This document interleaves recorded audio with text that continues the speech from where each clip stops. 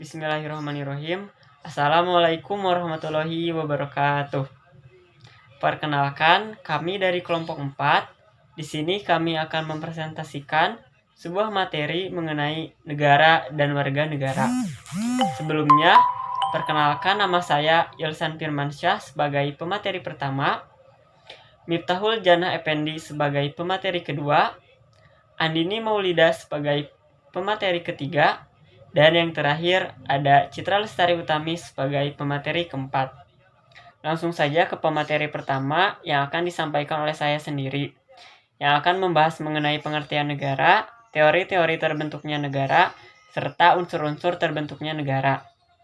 Yang pertama, pengertian negara. Negara dalam bahasa Inggris dikenal dengan state, etat dalam bahasa Perancis, dan stat dalam bahasa Belanda. Penyebutan negara dalam beberapa istilah tersebut bermula dari bahasa Latin, yakni kata status atau statum yang berarti suatu keadaan atau segala sesuatu yang bersifat tegak, tetap, dan sesuai pada penempatannya.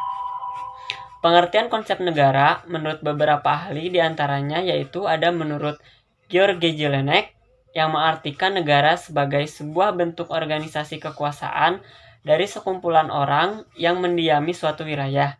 Sedangkan Hegel mendefinisikan negara sebagai suatu bentuk organisasi kesusilaan dari hasil perpaduan atau sintesis antara kemerdekaan individual dan kemerdekaan yang bersifat universal.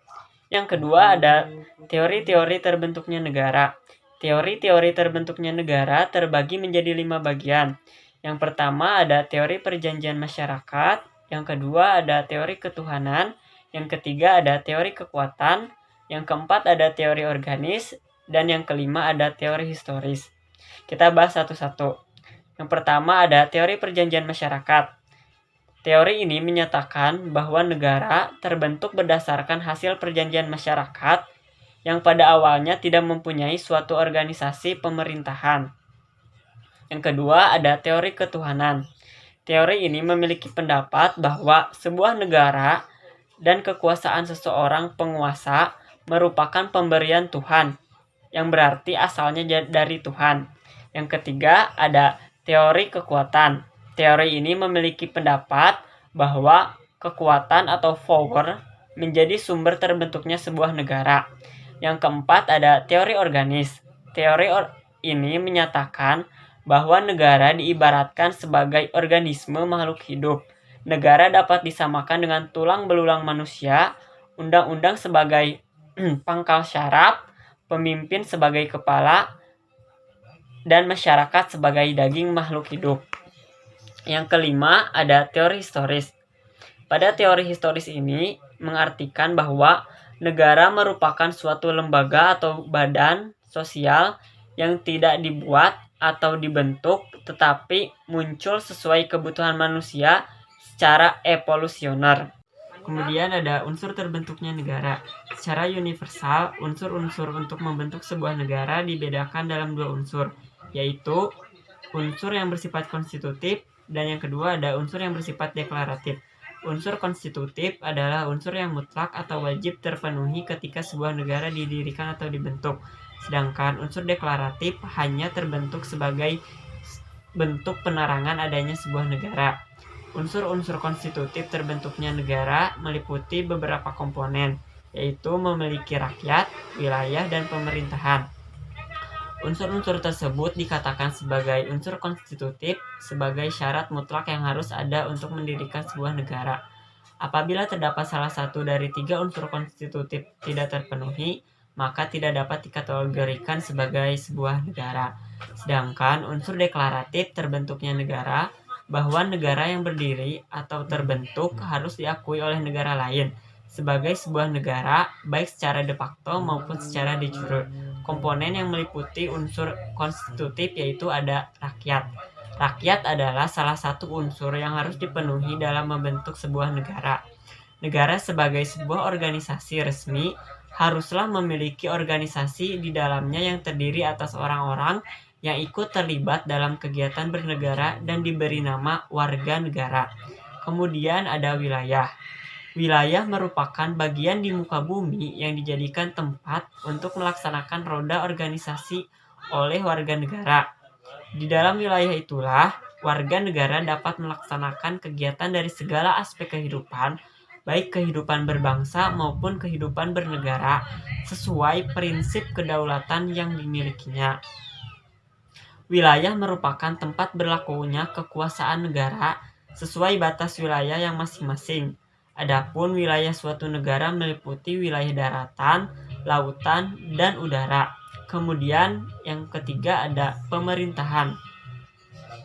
Sistem pemerintahan di berbagai negara memiliki karakteristik tersendiri. Sistem pemerintahan yang diterapkan di sebuah negara-negara di dunia antara lain pemerintahan yang menggunakan sistem parlementer dan pemerintahan dengan sistem presidensial. 1. Sistem pemerintahan parlementer. Dalam sistem pemerintahan parlementer, kekuasaan pemerintah dijalankan oleh parlemen. Artinya, parlemen memegang peranan penting dalam menjalankan pemerintahan dan memiliki kewenangan dalam pengangkatan seorang perdana menteri sebagai kepala pemerintahan. Selain itu, dalam sistem ini, parlemen bisa melakukan pemakzulan terhadap pemerintahan melalui dikeluarkannya mosi tidak percaya oleh parlemen. Dengan kata lain, dalam sistem pemerintahan parlemen, seorang perdana menteri harus memberikan pertanggungjawabannya kepada seorang parlemen. Kemudian yang kedua ada sistem pemerintahan presidensial. Pada sistem pemerintahan presidensial, presiden memegang kekuasaan sangat kuat karena bertugas sebagai kepala negara sekaligus sebagai kepala pemerintahan dan memimpin kabinet atau menteri. Yang ketiga ada sistem pemerintahan campuran. Pada sistem pemerintahan campuran, pemerintah memiliki presiden yang memegang jabatan kepala negara, juga terdapat perdana menteri yang menjabat sebagai kepala pemerintahan untuk memimpin kabinet, dan kabinet harus bertanggung jawab kepada parlemen. Hal yang menjadi pembeda yaitu dalam sistem pemerintahan campuran, presiden tidak memiliki posisi dominan dalam pemerintahan. Selain itu, ada unsur deklaratif yang tidak kalah pentingnya dari unsur konstitutif dalam pendirian sebuah negara, yaitu adanya pengakuan sebagai sebuah negara dari negara lain. Pengakuan sebagai sebuah negara oleh negara lain bukan faktor yang wajib dipenuhi dalam pendirian sebuah negara, melainkan sebagai sebuah bentuk penerangan dan pengakuan bahwa telah secara sah berdiri sebuah negara baru.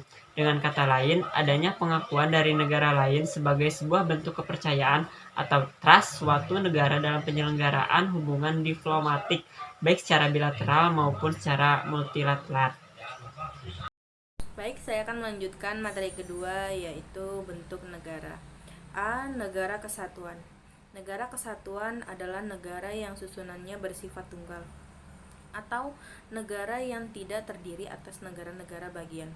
Dalam negara kesatuan hanya terdapat satu pemerintah pusat sebagai pemegang kekuasaan tertinggi dalam pemerintahan negara. Negara kesatuan disebut juga sebagai negara unitaris.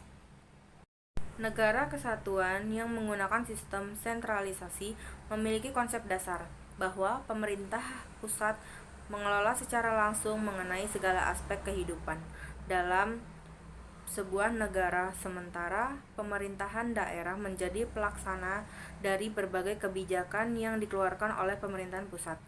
B. Negara serikat. Negara serikat merupakan negara yang di dalamnya terdiri atas beberapa negara bagian. Negara serikat memiliki konsep dasar basic concept, yaitu adanya pembagian kekuasaan dan kewenangan antara pemerintah negara serikat dengan unit federasi. 5. Sifat-sifat negara. Sebuah organisasi yang dinamakan negara memiliki sifat-sifat tertentu yang menjadi pembeda dalam rangka mendapatkan dan menjaga kedaulatannya. Sifat-sifat sebuah negara yaitu A. Negara mempunyai sifat memaksa.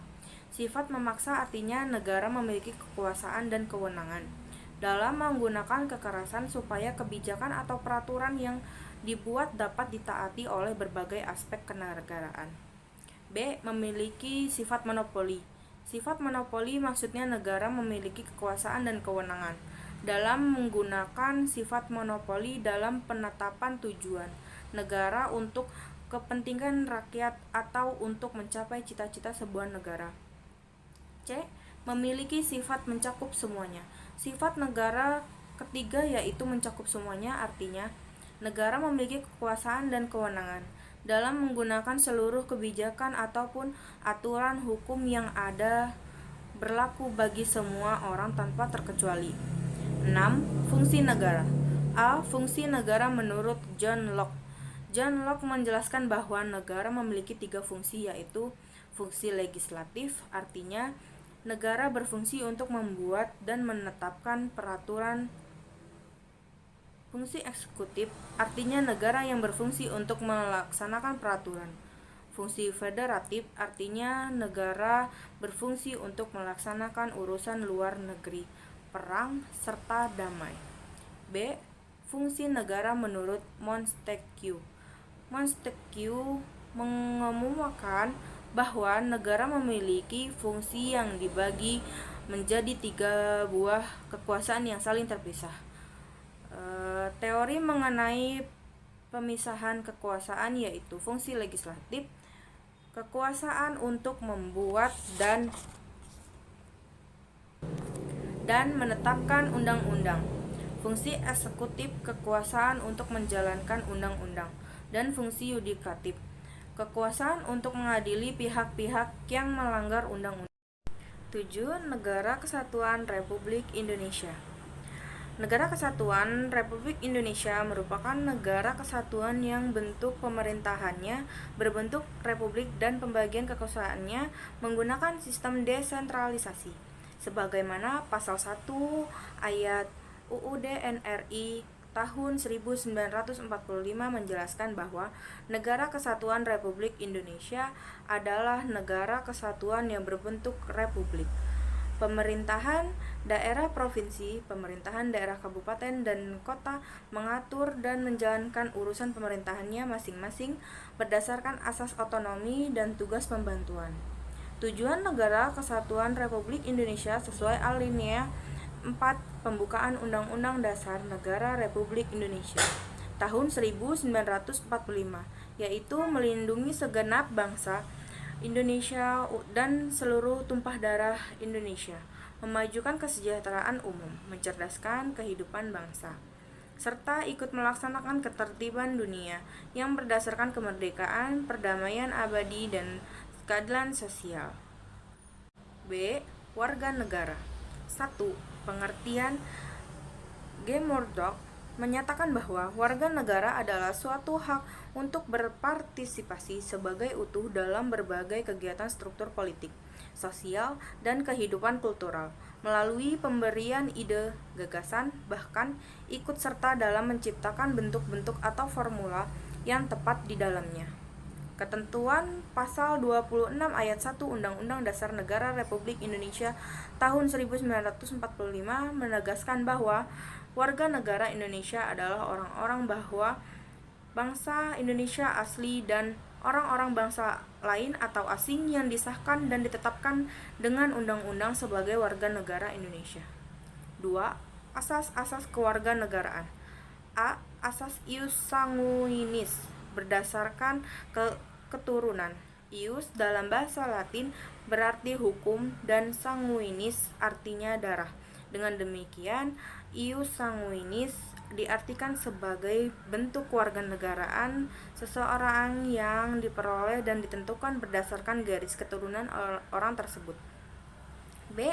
Asas ius soli, tempat kelahiran. Ius soli merupakan istilah dalam asas penentuan kewarganegaraan seseorang yang diambil dari bahasa Latin. Ius artinya hukum atau pedoman, sedangkan soli dari kataan solum yang berarti negeri atau tanah atau daerah. Dalam asas ius soli, kewarganegaraan seseorang ditetapkan berdasarkan tempat kelahirannya. 3. Status kewarganegaraan. A. Apatride. Apatride merupakan sebuah konsep mengenai adanya seorang penduduk yang sama sekali tidak memiliki kewarganegaraan. B. Bipatride. Bipatride merupakan sebuah konsep mengenai adanya seorang penduduk yang memiliki dua kewarganegaraan sekaligus atau dwikewarganegaraan. C. Multipatride. Multi artinya banyak dan patride berarti kewarganegaraan. Dengan kata lain, multipatride menunjukkan pada konsep mengenai seseorang yang memiliki banyak kewarganegaraan. Pemerintah dalam suatu negara biasanya menggunakan dua sistem stelsel untuk menentukan status kewarganegaraan seseorang, yaitu stelsel aktif dan stelsel pasif. 4. Warga negara Indonesia. Konstitusi Indonesia menegaskan secara jelas bahwa yang dimaksud warga negara Indonesia adalah orang-orang bangsa Indonesia asli dan orang-orang bangsa lain yang disahkan oleh undang-undang sebagai warga negara. Pasal 26 ayat 1 Undang-Undang Dasar Negara Republik Indonesia tahun 1945. Sementara ayat 2-nya menegaskan bahwa yang dimaksud penduduk Indonesia adalah warga negara Indonesia dan orang-orang asing yang bertempat tinggal di wilayah Negara Kesatuan Republik Indonesia. Jadi, dapat disimpulkan bahwa orang-orang yang menjadi warga negara Indonesia adalah mereka bangsa Indonesia asli dan orang-orang bangsa asing atau bangsa lain yang disahkan oleh undang-undang sebagai warga negara Indonesia. Penduduk negara Indonesia yang dijelaskan dalam pasal 26 ayat 2 Undang-Undang Negara Republik Indonesia tahun 1945 terdiri dari dua unsur, yaitu warga negara Indonesia dan orang asing yang bertempat tinggal di Indonesia. Ketentuan tersebut sebagai suatu hal yang mendasari atau prinsipil sebagai hasil dari amandemen Undang-Undang Dasar Negara Republik Indonesia tahun 1945. Peraturan perundang-undangan di Indonesia yang secara khusus mengatur tentang penduduk serta hubungan negara dengan warga negara diatur dalam Undang-Undang Kewarganegaraan Indonesia atau UU KI yang disahkan pada tahun 2006. Ketentuan Undang-Undang Nomor 12 Tahun 2006 tentang Kewarganegaraan Indonesia menegaskan bahwa seorang dikatakan sebagai warga negara Indonesia apabila orang yang bersangkutan sesuai perjanjian pemerintah Republik Indonesia dan sebelum UU KI tahun 2006 berlaku, orang tersebut sudah menjadi warga negara Indonesia. Bagian kelima, ada syarat-syarat dan permohonan menjadi warga negara Indonesia. Bagian penjelasan umum Undang-Undang Nomor 62 Tahun 1958 dijelaskan ada 7 yang dapat ditempuh untuk memperoleh kewarganegaraan Indonesia, yaitu kelahiran, artinya garis kewarganegaraan orang tuanya menentukan status kewarganegaraan anak dan keturunannya. Pengangkatan sebagai hal yang sudah lazim di Indonesia. Sah tidaknya dalam hal pengangkatan anak ditentukan sesuai aturan hukum yang mengangkat anak. Pengangkatan anak tersebut yakni pengangkatan anak orang asing yang diangkat sebagai anak untuk mendapatkan status kewarganegaraan orang tua angkat sebagai warga negara Indonesia. Oleh karena itu, anak asing yang diangkat tersebut haruslah di bawah usia 5 tahun dan disahkan oleh pengadilan negeri di lingkup tempat tinggal permohonan bagi pemohon yang berkedudukan di wilayah negara Republik Indonesia. Negaraan atau naturalisasi adalah proses pewarganegaraan atau proses pengajuan yang dapat ditempuh orang asing untuk memperoleh kewarganegaraan Indonesia. Akibat perkawinan, seorang warga negara asing yang menikah dan kawin secara sah dengan seorang warga negara Indonesia dapat memperoleh status kewarganegaraan Indonesia setelah menyampaikan sebuah pernyataan menjadi warga negara Indonesia di hadapan pejabat. Pernyataan menjadi WNI tersebut dapat dilakukan apabila yang bersangkutan telah bertempat tinggal secara menetap di wilayah Indonesia paling sedikit 5 tahun secara berturut-turut. Permohonan kewarganegaraan dapat diajukan apabila telah memenuhi persyaratan antara lain sudah berusia 18 tahun atau sudah menikah atau kawin, ketika mengajukan permohonan telah bertempat tinggal di wilayah Negara Kesatuan Republik Indonesia sekurang-kurangnya 5 tahun berturut-turut, sehat jasmani dan rohani, mampu berbahasa Indonesia, serta mengakui dan menjunjung dasar negara Pancasila dan Undang-Undang Dasar Negara Republik Indonesia tahun 1945. Yaitu peranan warga negara. Sesuai aturan pasal 26 Undang-Undang Dasar Negara Republik Indonesia tahun 1945, warga negara ialah bangsa Indonesia asli dan orang-orang bangsa lain yang secara yuridis disahkan sebagai warga negara Indonesia. Peran seorang warga negara dapat dilihat dari ada tidaknya sifat dan sikap aktif, pasif, positif, dan negatif sebagai konsep kristalisasi dari prinsip-prinsip demokrasi politik maupun konsep pendukung demokrasi lainnya, atau demokrasi ekonomi dan demokrasi sosial. Pemahaman setiap warga negara akan nilai-nilai demokrasi dapat menumbuhkan semangat optimis dan komitmen pada peranan dan kedudukannya sebagai seorang warga negara. Adapun wujud peran serta warga negara di bidang kehidupan bernegara di antaranya yaitu yang pertama, peranan warga negara dalam bidang hukum.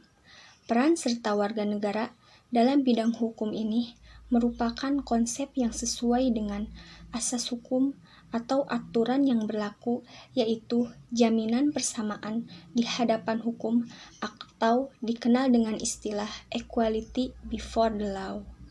Kemudian ada peran warga negara dalam bidang politik. Peranan warga negara dalam bidang politik menjadi hal yang penting untuk meningkatkan perkembangan negara Indonesia. Peranan warga negara dalam bidang politik salah satunya dalam bentuk partisipasi politik. Kemudian, peran warga negara dalam bidang sosial. Peran serta warga negara di bidang sosial sangat memungkinkan dalam upaya menghilangkan sikap diskriminatif terhadap agama, ras, suku bangsa, dan budaya. Dengan konsepsi persamaan kedudukan dan peranan warga negara dalam bidang sosial dan budaya, diharapkan masyarakat dapat saling memahami berbagai bentuk keanekaragaman di tengah masyarakat yang multikultur. Kemudian, peranan warga negara dalam bidang ekonomi. Peran serta warga negara di bidang ekonomi berkaitan dengan persamaan ekonomi dalam kehidupan bermasyarakat. Kemudian, hak dan kewajiban setiap warga negara. Hak warga negara. Warga negara ialah orang-orang yang mendiami wilayah suatu negara dan telah disahkan secara yuridis oleh sistem hukum negara menjadi bagian dari negara tersebut. Warga negara dijamin oleh undang-undang dalam mendapatkan hak-hak sebagai warga negara. Setiap negara mempunyai hak-hak dan kewajiban sama di hadapan hukum dan pemerintahan tanpa adanya diskriminasi. Adapun hak-hak yang dimiliki seorang warga negara di antaranya yang pertama ada hak mendapat perlindungan. Hak ini adalah hak yang sangat penting karena setiap warga negara dimanapun berada wajib mendapat perlindungan secara komprehensif dari pemerintahan untuk merasakan kenyamanan dalam menjalankan segala bidang kehidupan, baik berbangsa maupun bernegara. Kemudian yang kedua, hak warga negara untuk mendapat pekerjaan dan segala bentuk penghidupan yang layak bagi kemanusiaan. Secara konseptual, setiap warga negara telah diakui dan dijamin negara dalam memperoleh pekerjaan dan mendapatkan penghidupan yang layak sebagaimana telah ditetapkan dalam Pasal 27 Ayat 2 Bab 10 Undang-Undang Dasar Negara Republik Indonesia tahun 1945. Kemudian, hak warga negara dalam keikutsertaannya dalam upaya pembelaan negara. Setiap warga negara Indonesia mempunyai hak yang sama untuk berperan aktif dalam usaha bela negara sesuai amanat pasal 27 ayat 3 Bab 10 Undang-Undang Dasar Negara Republik Indonesia tahun 1945. Kemudian, hak beragama.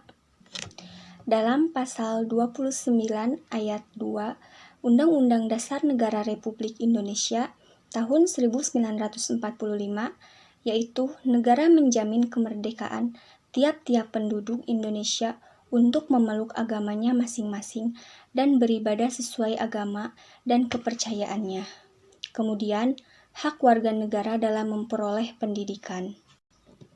Hak warga negara tersebut telah dijamin negara dalam pasal 31 ayat 1 Undang-Undang Dasar Negara Republik Indonesia tahun 1945 bahwa setiap warga negara Indonesia berhak mendapatkan pendidikan. Kemudian, kewajiban warga negara. Dalam pasal 27 ayat 1 Undang-Undang Dasar Negara Republik Indonesia tahun 1945 bahwa segala warga negara Indonesia bersama kedudukannya dalam hukum dan pemerintahan serta wajib menjunjung hukum dan pemerintahan itu tanpa kecuali. Kemudian, amanat pasal 27 ayat 3 Undang-Undang Dasar Negara Republik Indonesia tahun 1945 yang intinya setiap warga negara Indonesia berhak dan wajib ikut serta dalam upaya pembelaan negara. Kemudian, setiap warga negara berkewajiban tunduk dan patuh pada pembatasan-pembatasan yang ditetapkan undang-undang. Kewajiban warga negara tersebut sesuai dengan amanat pasal 28J ayat 2 Undang-Undang Dasar Negara Republik Indonesia tahun 1945 bahwa dalam menjalankan hak dan kebebasannya, setiap orang wajib tunduk dan mentaati pembatasan yang ditetapkan oleh undang-undang. Kemudian, dalam pasal 30 ayat 1 Undang-Undang Dasar Negara Republik Indonesia tahun 1945 bahwa tiap-tiap warga negara Indonesia berhak dan wajib ikut serta dalam usaha pertahanan dan keamanan negara. Sekian pemaparan materi yang dapat kami sampaikan. Mohon maaf atas segala kekurangan. Wassalamualaikum warahmatullahi wabarakatuh.